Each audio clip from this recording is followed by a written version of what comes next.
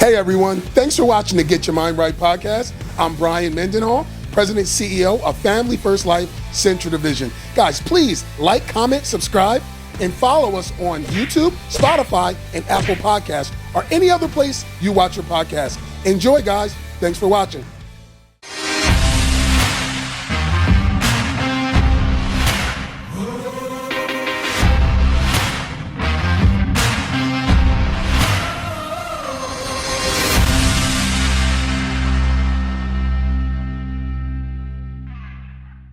Thank you for joining us. Thanks for watching the Get Your Mind Right podcast. Guys, we have a special guest. Give her a round of applause. Taylor Gomez. Woo! Thank you for having me. Thank you for coming up. I appreciate you. I know you're extremely busy. You're in the field, 4 days a week, right? At least. You're coming up here from Miami? Yes. All right. Well, first off, I want to get into it. I always say, I believe everybody can do this. Anybody can do this that has their mind right, right? Mm-hmm. They say two things that you can control here is your attitude and your activity. You've done a good job of that. Me and you spent some time talking, right? Yep. I want to first, before we go into like the results you're seeing and the things that you're doing here, kind of tell me a little bit about who is Taylor Gomez? That's a great question. So, Taylor is a girl who just wants to be successful in life. Okay. That's all I want. I want my family to be good. I want to be able to live a comfortable life and just be happy overall. And that's the main reason why I joined FFL. That makes sense. Now, before you joined FFL, you were actually with another company, correct? Correct. Can you talk about some of your experiences there, like as far as success? We won't say any names, right? But were you very successful there? Did you kill it? To their standards, I was a rising star. So I was getting awards, I was getting recognized, and I loved the attention, but I wasn't making any money. So those awards, they're pretty cool, but you kind of need money behind it. Exactly. So what is it about the system that was flawed at the company that you were at? Probably the price of leads. It was hard to get ahead when you had to invest, a certain amount so you can go see some people. But when you're about to get paid, you had a lead debt that you needed to take care of first. Wow. Wait, how? So I'm sorry, I'm confused because this is all like Chinese to me. Mm-hmm. So talk to me about it because I don't get it. So how much were the leads? I guess they only had like one option of leads or something like that? Yeah, they had like your direct mail, but obviously it's changing a little bit. So they went into the Facebook, internet leads and stuff like that. So the cheapest lead was $20 and then you had another lead, but for the most part, they were $34 each. Okay. And it's hard to get started if you don't have a lot of money, only $34 or $20 leads. Exactly. And then you're already in debt before you get going. Exactly. So they would advertise, we finance leads, and that sounds great. Got you. So they front them to you, mm-hmm. and then you get them on front. And then you gotta work your way out of the hole. Exactly. Got it. So let me ask you, what's been the biggest difference coming over to Family First Life for you? And because I know we got $3 leads, right? And a lot of people are killing it on $3 leads to start. Mm-hmm. And then they kind of transition, But talk to me about like what's been some of your experiences here versus where you were. The quality of the leads. People who actually did fill it out for insurance, life insurance. They have a genuine need for it. So the sales skills wasn't, necessary. Whereas when you were dealing with a lead that thought they were filling something else out, well, now you need a little bit of skill to kind of still get in there and, get the sale. So you were trying to convince people to buy life insurance that necessarily didn't know it was life insurance. Yeah, exactly. And yeah, so I always tell people when we have leads here, like you're the person that decides if the people buy or not. If they don't buy, it was you, mm-hmm. because before they filled that out, they wanted insurance. Exactly. If you show up and they're like, forget all about insurance, it was you. Right. Or that they thought it was free. Free is never good. And then you throw out this cost and they're like, oh, heck no, So that was the other part of it, thinking it was free. Let's talk about your schedule. And before we go into schedule, tell me, what's been your biggest week with Family First Life? My biggest week was just over 10K. Okay. So I'm very intentional about what I do. Mm-hmm. If you notice, I have a shirt on that says 10K a week or die. Yeah. Okay. So your biggest week has been 10K. Do you think you've hit your limit? No, not at all. I haven't even touched. Not even scratching the surface, right? No, not at all. Okay. What do you think it takes for you to get to your limit and start maxing out? What would you have to change and what would you have to do? Consistency. A little bit more consistency? Yeah. Maybe, you do buy leads, right? Of course, yeah. When you buy leads, how much are you spending in leads every week? Every time I buy leads, I spend about $500. So I would say I do spend about $1,000 a week in leads. But because it's not enough for me, I know that I can do more. I know that requires a higher investment.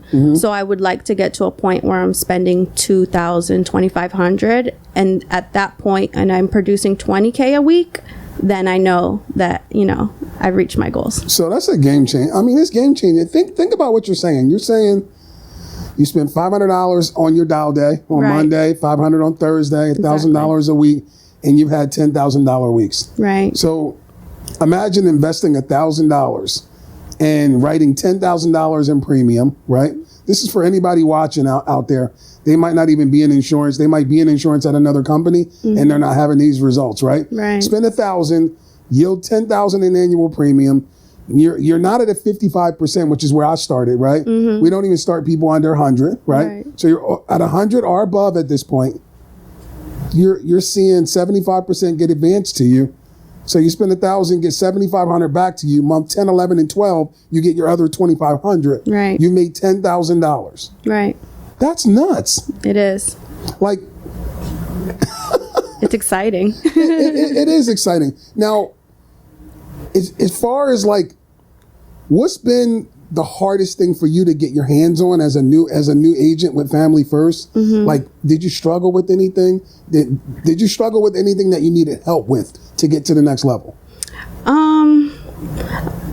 That's a good question. I think consistency applies on multiple levels. Consistency, could be making sure that you're getting, the leads that you want on a regular basis, weekly, or just ahead of time, not waiting for dial day to buy your leads, being intentional and being prepared already with your lead set. But also, in managing your finances, because this thing can blow up really quickly, but if you're not responsible with it, you find yourself like in a hole. So you wanna be consistent in all levels of the business and making sure when you do have those 10K weeks, you still go to work the next week. You don't take the time off. That's important. Right. That makes a lot of sense. Let me say, a lot of agents, I see a lot of people come on board, and a lot of people, they struggle because they're very independent. Right. And they're used to, having maybe some level of success in their life. Yeah. So they come here and want to kind of do it on their own. Are you independent? Or very independent? I was. These are loaded questions because I know. You humbled yourself. I did, quickly. And we spoke. Yes. And I think it was great conversations, and I've seen things change for the better, and you're doing well. And Thank you. To humble yourself is kind of a big deal. Yeah, being vulnerable is important, and right? I'm not. Yeah. Being able to trust someone and know, like, hey, I can talk to somebody. I'm going to figure out, hey, I'm in a situation. I want to get out of it. How do I do it? How do I manage this, and this to get here? And then we come up with a game plan. And just like that, you start seeing results in the first week. Exactly. And that's what's scary and exciting about this business, is just how quickly you can change your situation. How did you deal with, those tough days on the field, or, even growing the business, staying positive? So I guess I'll start with the tough days in the field. Tough days in the field were, I knew that every day couldn't be great. Because I had some days where I was like 10 for 10, like closing every single person, right? Yeah. And those are the days where you don't really feel like you went to work. Right. You're chilling. Like, it's just, you're walking around like, yeah, whatever you say, just go get the check. and it just happens, right? Yeah. But then there's those days where you're struggling, you're getting your teeth kicked in, and That's where you earn it. Yeah. So I'm earning all those good days on the crappy days. Does that make sense? Of course, yeah. And I had a thing that I live by where I heard people say, oh, well, leave your drama in the car, leave, whatever, your baggage in the car. I think that's bullcrap. Yeah. Because the car is where you are all day. Right. You got to leave your drama in the car. You're riding around with the crap, right? Yeah. I would not leave my house with any negative or anything that was going on that was bad. Mm-hmm. I would leave it at my house and leave with a straight positive mindset. And I'm literally riding around in the car. I used to call it a rolling university. Mm-hmm. So with the rolling university, it was like I had nothing but positive stuff going in my ears. I'm listening to podcasts. I'm listening to training calls. I'm a big FFL fan. Like the way that we are different than every other company, mm-hmm. like we blast the training everywhere. It's on YouTube. Yeah. It's free. Like it's crazy. Yeah. No other company really does that. So we don't have anything to hide. We're full transparency, and that's a game changer. I'll be honest, there's days where I struggled and I was getting my butt kicked, and I was like, man, I think I forgot how to sell. You know what I did? What was that? I went back and watched some of my old videos. I'm like, dang, man, you started skipping a lot of stuff. Go back to this, because that's when you were killing it. Back and then guess basics. What? Back to the basics. As far as on the building the business side, the biggest struggle and the biggest thing that I had to deal with was, first off, cheap doesn't look good on me, okay? So I had to really start investing in my business. Mm-hmm. And when I say investing in my business, not having emotions to spending the money, not having emotions to hiring the staff, making sure that I had everything in place, and then not being cheap, because that's the biggest thing. The fear of investing in your business keeps a lot of people from growing. Yeah. And at this point, I'm like fearless. Yeah, I'm fearless because I know integrity. They're looking. They want to help people, and then they're asking me when you talk to them, hey, who else do you have that you can help get an integrity partnership? Got it. So I'm looking around and I'm like, how many people can we help? It's game changing. Love it. Listen, Love it. I want to see big things from you this year. I am going to ask you, what's your commitment for the end of the year? Where are you going to finish at? Yeah. What would that be? My goal is definitely Hall of Fame. So I got off track a little bit. I had some personal things going on, but I'm back on track. I'm going to make up for all of those things. So I'm not changing my goals. It was 400 from January. It's still going to be 400 for the rest of the year. And I would like to have a team at 100K by the end of the year. So for those of you watching, not in insurance, not with us, you don't know what she's talking about. Hall of Fame is this cool red jacket. I want to hold one up, but I don't have one handy right now. Actually, I got one over there, but I'm not going to go get it. It's $400,000. You get this cool red jacket. It's kind of like you won the PGA Tour or whatever, and you just become a partner of an elite group of people. Last year, Taylor, we had 59 agents in our company do over $400,000. Amazing. 3 or 4 of those guys were over $1 million. So anybody can do it. Yeah. Anybody can do it. Looking at knowing you need to hit 400,000. How much do you need to write every month for the end of the year? Do you have it figured out? Yeah, it's like around 50. 50K? Yeah. You could do it. I know I can. I know you can too. Yeah. Listen, if I was watching this and I said, I like this girl, Taylor. I like her smile. I like her energy. She seems like a great person. I want to work with her. How do I work with you?